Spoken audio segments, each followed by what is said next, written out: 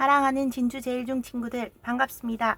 오늘 우리는 교과서 78쪽 이제 앞에 우리가 후삼국을 고려가 통일하는 과정을 함께 공부했습니다. 이어서 이제 고려의 이제 첫 번째 황제가 된 그 태조 왕건의 정책에 대해서 함께 공부하겠습니다.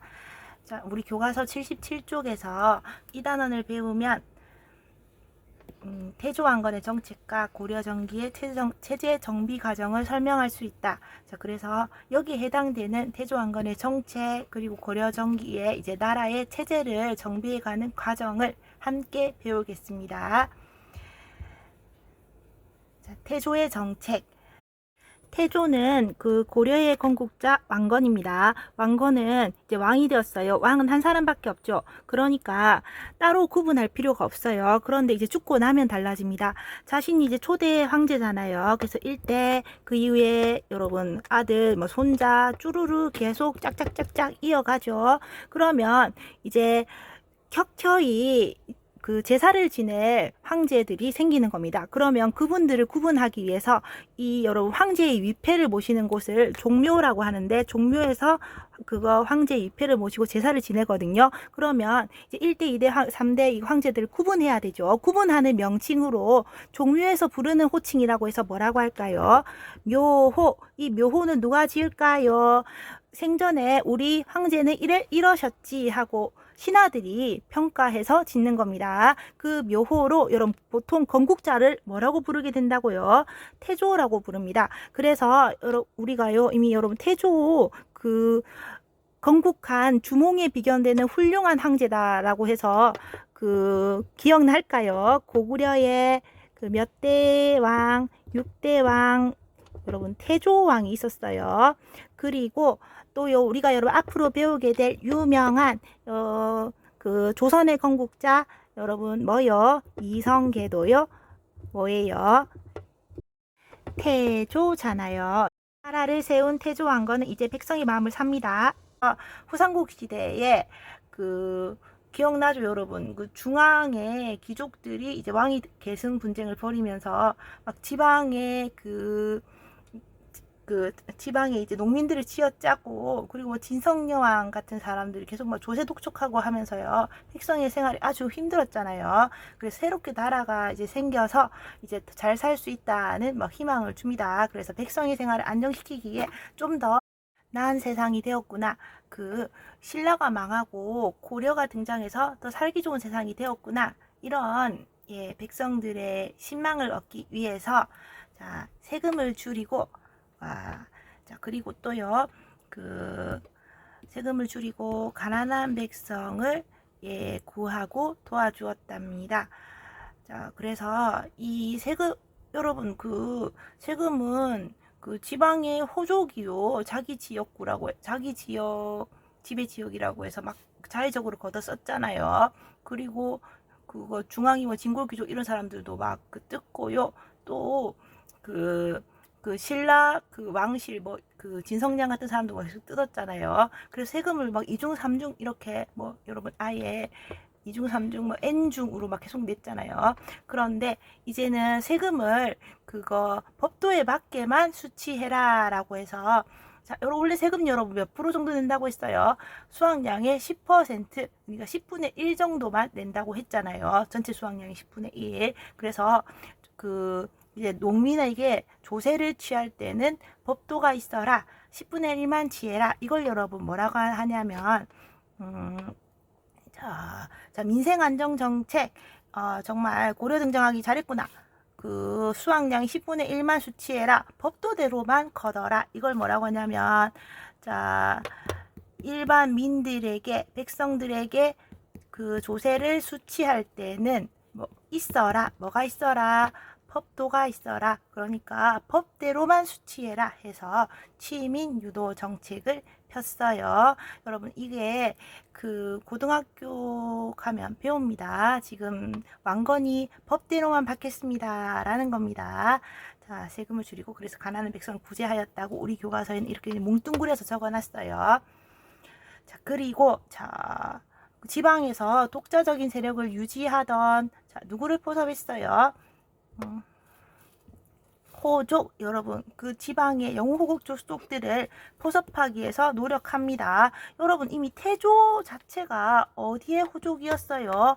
그 송악 그러니까 현재 개성의 호족이어서 그 송악에서 후고구려가 건국되는 바람에 궁예의 부하로 들어가게 된 거잖아요. 그건 자기 같은 여러분 호족들 그 지방에서 독자적인 세력들을 호족들이요 이제 그 후삼국 시대 여기저기 호족들이 이 시대 주인공은 나야 나 하면서 등장했잖아요. 이 사람들을 다 포섭해야 이제 그 굳건한 나라를 만들 수가 있겠죠. 그래서 노력을 엄청 합니다.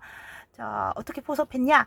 자, 유력한 호족과는 자, 뭐를 맺었대요? 자, 메리지. 그래서 결혼을 했답니다. 혼인 관계를 맺고 그리고 또 그래서 딸내미가 있으면 그냥 무조건 결혼합니다. 결혼하고 또 이제 간직과 토지, 왕시성 등을 내려줍니다. 그래서 중앙에 높은 간직도 드리고요. 그리고 자, 더 잘 사셔야지요 하면서 토지도 드리고 또요 뭐도 내려줘요. 우리는 한 집안입니다.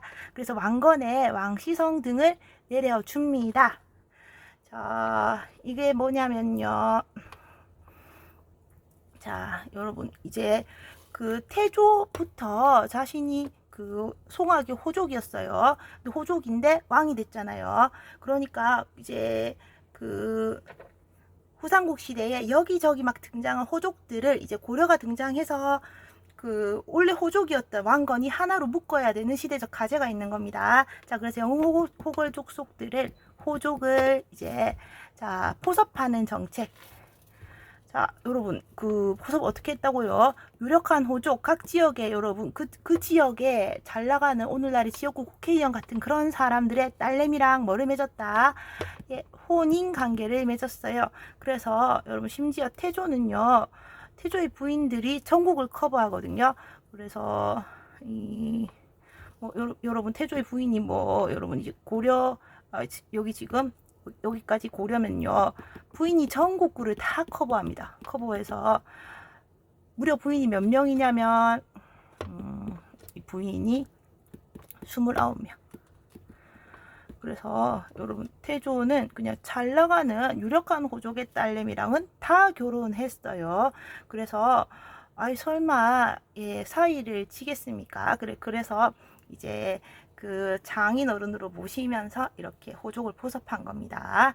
이것을 무슨 정책이라고 한다고요? 자, 정책적으로 한 혼인 정책. 자, 그리고 이거 여러분 이거는 여자 그거 그 여러분 생물학적 기호 있죠? 이거예요. 남자는 이렇게 되잖아요. 맞나? 이거? 예, 뭐 이런 거. 자, 그리고요. 또요. 이제 그 딸내미가 있으면 결혼을 하고 또 뭐 딸내미가 없거나 좀 결혼하기엔 좀 약간 처진다 싶으면 뭐 한다고요? 뭐 아유 우리는 한 패밀리입니다 하고 왕시성 자신의 성을 내려줘서 한 집안으로 만들거나 아니면요 저 또 뭐를 준대요? 아, 그래 왕씨 성을 하사합니다. 그리고 아이고 잘 먹고 더 잘 사셔야지 하면 토지도 주고 또 뭐도 준다고요. 중앙이 높은 간직도 드리면서 최대한 후하게 대접하고요. 그 왕건은 자신을 납작 엎드려서 호족을 모셨습니다. 자, 이것을요 무슨 정책이라고 하냐면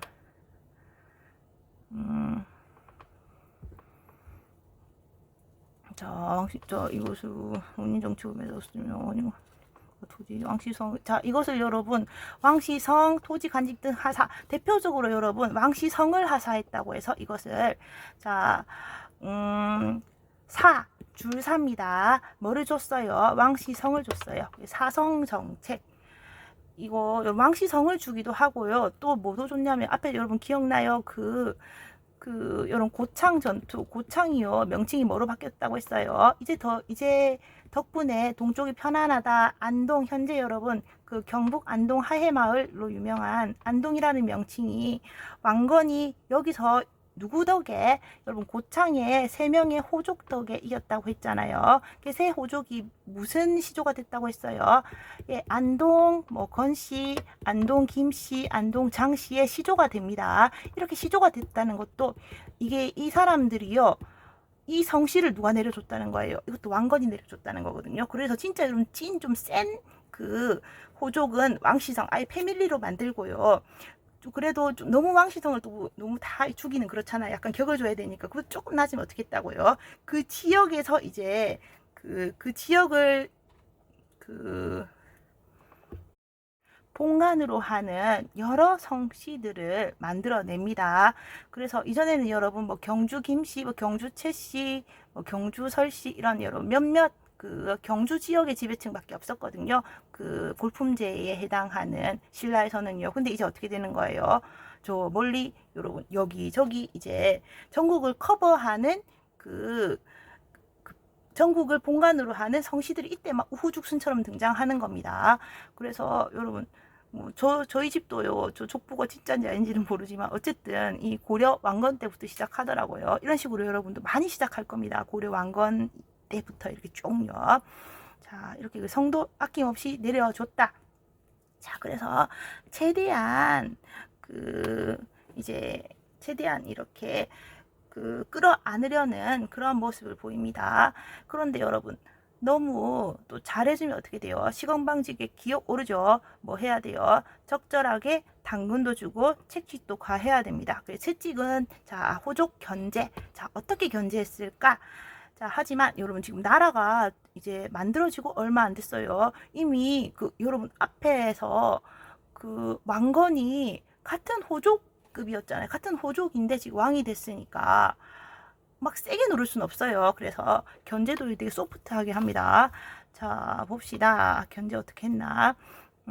아울러 자 지방 통치를 보완하고 여러분 이제 개성의 호족이 아니라 고려의 왕이 됐잖아요. 송악의 호족이 아닌 고려의 왕이 됐으니까 전체를 다 아울러야 되잖아요. 그래서 이제 지방 통치도 이제 보완하고 그리고 그 지역의 영웅호국 족속들을 견제하기 위해서 자 호족 견제책으로 뭐를 실시했다.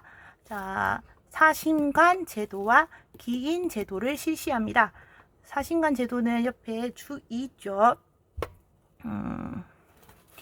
자, 호족이나 공신 다 여러 출신 지역이 있잖아요. 뭐 우리는 여러분 진주 출신이 많죠. 그래서 호족이나 공신을 뭘로 삼아서 사신관으로 삼아서 그들의 출신 지역을 다스리게 한 제도입니다. 최초의 사신관은 신라 마지막 왕 공경스럽고 순하게 왕건에게 나라를 들어 바친 경순왕이었답니다. 사신관이라는 명칭은 그 지역에 뭐 일을 심사 살피는 뭐라는 거예요? 심사하는 살피는 관리라는 뜻입니다. 그 지방에 뭐 일을 요모조모 잘 살펴보는 관리 사신관을 누구를 임명했다고요? 뭐 그 지역의 여궁호골 족속이나 아니면 공이 많은 신하를 사신관으로 삼아서 자기 출신 지역을 다스리게 했다는데 최초의 사신관이 경순왕이다. 그러면 여러분 신라 경순왕은 어느 지역을 지배하는 사신관이 되었을까요? 힌트 신라 천년의 수도 네 맞아요. 경주입니다. 경주의 사신관이 되어서 경순왕은 원래는 이 사람은 신라의 왕이었잖아요. 근데 이제 경주라는 지역의 사신관이 되어서 뭐 자치를 하게 해준 겁니다. 그러면 인정을 이렇게 해주지만 만약 이 경주 지역에서 불온한 움직임이 일어났다, 뭐 반란의 기미가 보였다, 뭐 나라에 대들었다 하면요 누가 책임져야 되는 거예요? 사신관이 이제 경순왕 이런 사람들이 책임을 져야 되는 겁니다. 그래서 그 지역을 스스로 다스리되 그 지역을 그래서 반란 같은 일어나지 않도록 해라라고 이렇게 견제를 한 겁니다. 목줄을 진 거예요. 자, 그 사신관 제도 그래서 지역구를 다스리게 한 제도 유력한 호족이나 공신에게 또요 뭐를 실시했다. 기인제도. 자, 기인제도는 그 사람 제도입니다. 그 사람이 누구냐? 호족의 썬이래요. 그 호족의 자제를 수도에 머물게 해서 수도는 어디예요? 송악 오늘날 개성이라고 했어요. 수도에 머물게 해서 이제 아빠 호족은요 지역에서 떵떵거리며 살아야 되잖아요. 그래서 아빠가 아닌 아들을 수도에 머물게 해서 왕건이 그 지역 요새 뭐 진주는 어떻니? 뭐 이런 거 물어보면 절잘잘 대답해 줘야 되죠. 그래서 출신 지역의 일에 자문을 구하면서 동시에 자 그래서 만약 진짜 그 우리 아빠가 진주의 호족이다, 대표적인 호족이다. 그래서 이제 뭐 내가 그 기인으로서 이제 왕건 곁에서 왕건을 모시게 되었습니다. 그 왕건이 이제 진주 지역에 대한 이름 막 물을 때는 내가 잘 대답을 해야 되죠. 동시에 이제 만약 그 우리 아빠가 아이 왕건에게 만약 그 반역을 저질렀다. 그렇게 되면 어떻게 되는 거예요? 그 이제 아빠가 반역을 일으킨 죄로 지금 그 수도 그 송악에 머물고 있는 나는요 잡혀 죽는 겁니다. 그래서 이게 볼모로 삼는 거죠. 동시에 이들을 볼모로 삼아 호족 세력을 견제한 제도입니다. 그러니까 대표적인 호족 여러분 뭐 진주에도 잘 나가는 사람 뭐 잘 나가는 사람 넘버 1, 2, 3, 4 이렇게 막 있잖아요. 뭐 지금 뭐 제일 잘 나가는 사람이 진주 여러분 박대출이라고 국회의원 있죠. 박대출이가 제일 잘 나간다. 자 그럼 박대출이 제일 잘 나가고 그 두 번째로 또 누가 있지? 그 진주시장 그 조규일이다. 뭐 그다음에 뭐 정삼식이다. 그 제일 중 교장쌤이다. 뭐 이렇게 줄줄줄 있으면요. 여러분 호족이 넘버 1, 2, 3, 4 짝짝짝 있으면요. 누구 아들을 잡아가냐면요. 제일 대표적으로 잘 나가는 호족의 아들이 이제 기인으로 가는 겁니다. 그러면 누구의 아들요? 예, 박대출이의 아들이 어디 간다고요? 그 제일 잘 나가는 호족의 아들이니까 얘가 그 수도에 머물면서요 이제 왕건에게 진주 지역에 대해서 이렇게 물어보면 대답도 해드려야 되고요. 자 대출이가 반란을 일으키면 어떻게 되는 거예요? 예, 이제 저세상 가야 된다는 겁니다. 그 볼모로도 삼는다는 거예요. 그러면 여러분 이거 당시에 그 넘버원 호족이었던 뭐 진주지역 넘버원 호족 박대출은요. 여기 대해서요 막 싫어했을까요? 영광스럽게 생각했을까요? 나름 근데 여러분 이거 영광이에요. 왜냐하면 반란을 일으키지 않으면요 지금 아들은 뭐 하는 거예요? 그거 수도에 유학 가서 그 영광스럽게 왕건 옆에서 그 왕건의 자문에 이렇게 답하는 그런 역할을 하면서 견문도 막 넓어지고요. 그리고 제일 잘 나가는 호족으로 인정받는 거잖아요. 진주 지역에서. 그래서 예, 내 아들이요 기인 제도로 지금 기인으로 그거 수도에 가 있다라는 것은 여러분 자랑이었어요. 그래서 뭐 네 아들 잡혀갔냐 이런 걸로요 급을 나눌 수도 있는 거죠. 자 그래서 사신관 제도와 그 사람 기인 제도를 실시합니다. 자 적어 보겠습니다. 여러분 견제체. 자 최초로 그 경주의 사심관이 된 경순왕 여러분 그 지역의 일을 샅샅이 심사하고 살피는 관리라고 했어요. 사심관. 그래서 신라 전체의 왕에서 여러분 경주라는 지역을 다스리는 그런 사심관으로 격화됐지만 최초가 누구다? 경순왕. 그 지역이 반란 안 일으키게 잘 자치해야 되죠. 하지만 뭐 경주를 다스리니까요 짭짤하죠. 자 그리고 또 여러분 또 호족에 자 누구를요? 아들을 수도에 머물게 하는 무슨 제도? 그 사람 제도, 기인 제도 이런 호족 견제책도 있었습니다. 자 그리고 여러분 태조는요 포용의 아이콘 그 호족의 딸내미들 여러분 그 호족의 딸내미들 뭐 29명이랑 결혼했다고 해서 그 29명이 뭐 여러분 다 미스 고려 이런 사람 아니잖아요. 그러니까 그냥 다 이렇게 포용하는 겁니다. 따지지도 않고. 그리고 다 포용의 아이콘 모두 한다. 옛 신라와 후백제 세력도 예, 다 여러분 너른 마음으로 지배층으로 받아들이고 또 누구도요. 발해 유민도 발해 유민 여러분 기억나요? 앞에 우리 고려 건국 직후에 거의 발해 망했다고 했어요.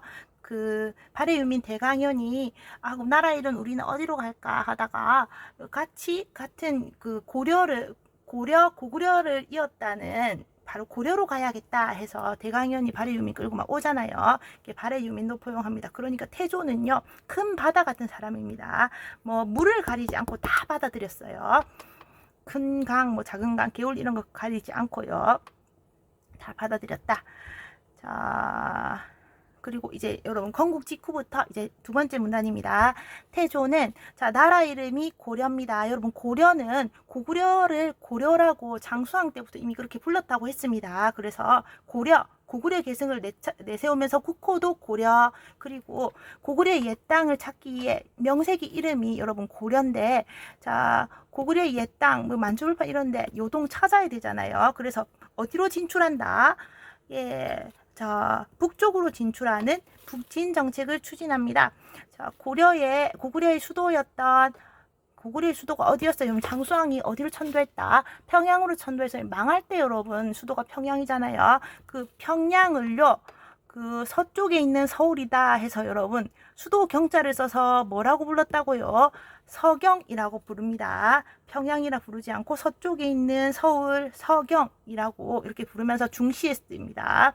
그래서 이 평양을 서경으로 부르면서 북진 정책의 전진 기지로 삼습니다. 북쪽으로 진출하는 그 정책에 뻗어나가는 제일 앞에 있는 기지로 삼았다는 겁니다. 자, 적어봅시다. 무슨 정책? 여러분, 자 어디로? 노스로 진출한다. 자, 북진 정책. 여러분 서쪽에 있는 서울이라고 뭐를 중시했다? 고구려의 수도 평양을 뭐라고 불렀다? 자, 여러분 웨스트 서울 서경. 자, 서경으로 이렇게 평양을 중시하고요. 그리고 여러분 발해 유민, 여러분 발해도요 고구려의 후예가 고려를 이었다고 자칭했던 나라잖아요. 그러니까 원래 너네들 땅을 찾아야 되지 않겠느냐 하면서 어디 거주하겠다? 자, 서북 지방에 거주하게 합니다. 그리고 발해는 누구한테 망했어요? 여러분 이후에 자 그 만리장성 북쪽에 살던 여러분 중국 막 괴롭히던 유목민족인데 얘네들 나중에는요 무슨 나라 세우냐면 요 나라 세웁니다. 자, 당시만 해도 아직 나라 세우기 직전 거란입니다. 거란족이에요. 이 발해를 멸망시킨 거란을 배척하고 같은 동족을 멸망시킨 이 짐승 금수만도 못한 애들이다 하면서 배척하고요. 후대에도 거란이랑 절대 이제 교류하지 말아라, 이렇게 외교하지 말아라. 후대에도 그 끝까지 경계하도록 합니다. 그래서 이 뭐 고려 건국 축하한다고 거란에서 뭐 여러분 사신가 또 그 낙타 50피.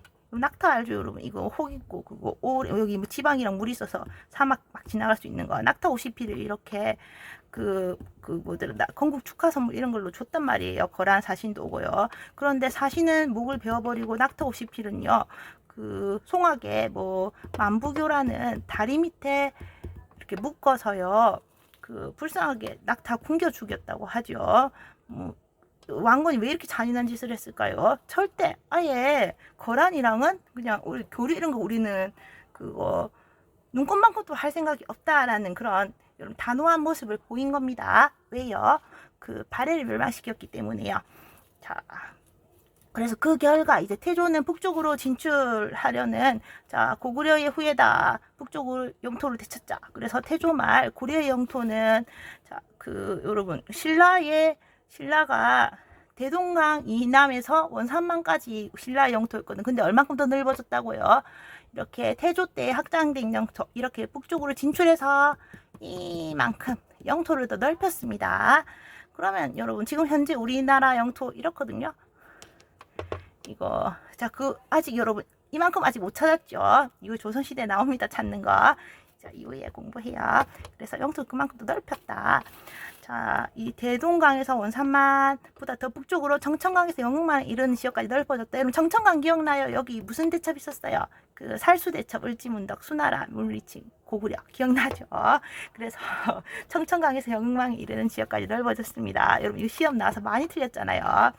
미안해요. 자, 적어봅시다. 자, 북진 정책, 서경 중시, 그리고 누구 배척요? 머시기 발해 멸망시킨 이 금수 같은 나라. 여러분 금수 상식으로 말씀드리자면요. 금은요 날짐승이에요. 수는요 길짐승. 합쳐서 그냥 금수라고 합니다. 상식으로 알아두세요. 이 금수 같은 나라 머시기를 배척했다. 거란 배척했습니다. 이 거란 그래서 불쌍하게 여러분 다리에 굶어 죽은 그 낙타 50마리. 예, 그런 좀 동물학대도 있었죠. 자, 이렇게 나라를, 예, 그 나라의 그 정체성, 우리는 고려를 계승했다. 그리고 호족들을 잘 보살펴야 된다. 이런 모습으로, 자, 나라를 성공적으로 연 태조는 이제, 태조는요, 눈을 감으면서 나라를 처음으로 열었으니까요, 후손들이 잘 정치해야 될 텐데 걱정이 많았겠죠. 그래서 후대 왕에게, 자, 노파심으로 남긴 뭐가 있어요? 중요한, 자, 중요한 교훈, 훈계가 몇 개 있다. 10조. 그래서 왕건이 걱정되어서 후대의 왕 역할을 할 자신의 후손들에게 이 10가지를 좀 꼭 중요하게 지키도록 해라 라고 훈계한 겁니다. 이게 여기 나옵니다. 여러분, 태조의 훈요 10조.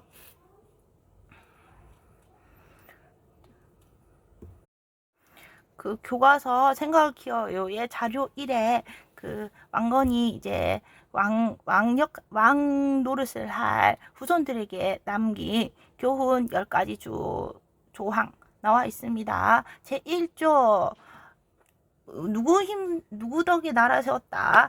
예, 불교 덕으로 나라 세웠다. 그래서 이런 불교 숭상해라 라는 내용이네요. 자, 2조 보겠습니다. 자, 2조는 기억나요, 여러분? 그 호족의 정신적인 기반이 뭐였어요? 내 마음도 부처의 마음이랑 다르지 않다. 깨달으면 나도 부처다. 선종. 그리고 내 지역도 바로 내 지역도 배산임수의 명당이다. 자, 그리고 경주는 지력이 셌다. 뭐예요?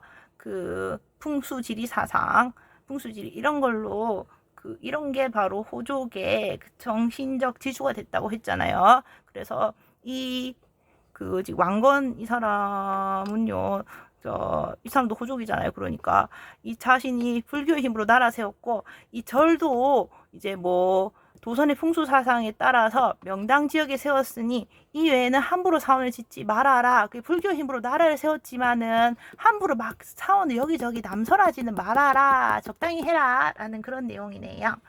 자, 제 4조 볼까요? 제 4조. 여러분, 중국의 풍습을 억지로 따르지 말고 중국계 좋긴 좋다 하지만 우리 자주적으로 우리 거를 지키도록 하자는 여러분 자주성이 보입니다. 또 거란의 언어와 풍습은 다르므로 의관 제도를 본받지 말아라. 이런 거란은 짐승, 금수, 날짐승, 길짐승 같은 것들이다. 얘네들 제도는 본받지 말아라. 거란 무시. 그리고 자주성. 이런 거 볼 수 있죠. 제 5조 서경을 중시할 것. 서부 경남, 우리가 사는 서부 경남이 아니라 여기서는 뭐라고요? 여러분 서쪽의 웨스트 서울이라고 했습니다. 이 서경을 중시할 것. 어디? 평양을 중요시해라. 북진정책 펴라. 고구려의 옛 땅을 찾아라 라는 겁니다. 이제 6조. 자, 부처를 섬기는 연등회와, 여러분 연등은요, 오늘날에도 연등 언제 달아요? 부처님 오신 날이 달잖아요. 그러니까 부처를 섬기는 연등회, 이거는요, 부처님 오신 날이에요. 또 이제 하늘의 신령 및 5 신령스러운 산, 명산, 뭐 대천, 커다란 하천, 용신 이런 걸 섬기는 팔관회를 성실하게 열 것. 부처님을 섬기는 부처님 모신 날 연등회와 5만 신들을 다, 토속 신들을 다 모시는 페스티벌 팔관회를 성실하게 열어라. 그러니까 잔치 잘해라. 부처님 오신 날 잔치도 잘하고 이렇게 토속 신들을 모시는 뭐라고 하지? 버라이어티 코리안 페스티벌 팔관회 이런 걸 성실하게 열어라. 그러니까 잔치 잘해라. 자, 또 이제 9조. 관리들의 녹봉을 함부로 가감하지 말고, 그냥 공무원 녹봉을 막 함부로 올리거나 줄이거나 하면요, 뭐 줄이면 관리들 사기 떨어질 거고, 올리면요 농민들의 부담이잖아요. 세금 부담. 그리고 쥐어짜지 마라. 농민들의 부담은 가볍게 해라. 이게 여러분 민생안전정책, 백성한테 조세를 수취할 때는 법도가 있어야 된다. 치민유도 10분의 1만 거더라이, 법도대로만 거더라이 하는 그 내용입니다. 이렇게 그래서 걱정이 돼서 이렇게 열 가지나 주저리 말을 했네요. 자, 그래서 뭐 이런 내용이 있답니다. 자, 적어볼까요? 후대왕에게 남기는 교훈 10가지 뭐요? 중요하다이. 내 교훈 잘 지켜라이. 훈요 쉽죠. 그래서 왕노릇할 후손들이 걱정돼서 남긴 왕건의 10가지 지켜야 할 것들이었습니다. 자, 그러면 여러분 이번 시간 여기까지만 할게요. 자, 수고하셨어요. 끝.